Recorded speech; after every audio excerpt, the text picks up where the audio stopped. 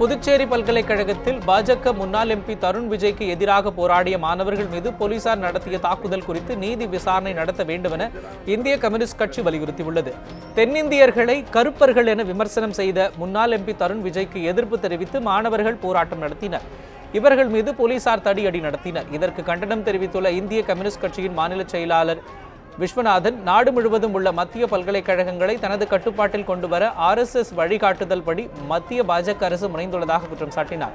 ஆளுநர் மாளிகையில் ஜக்கி வாசுதேவன் பிரசங்கம் நடத்தி அதனை RSS அலுவலகமாக மாற்ற நடவடிக்கை எடுக்கப்பட்டு வருவதாகவும் விஸ்வநாதன் குற்றம் சாட்டினார். மத்திய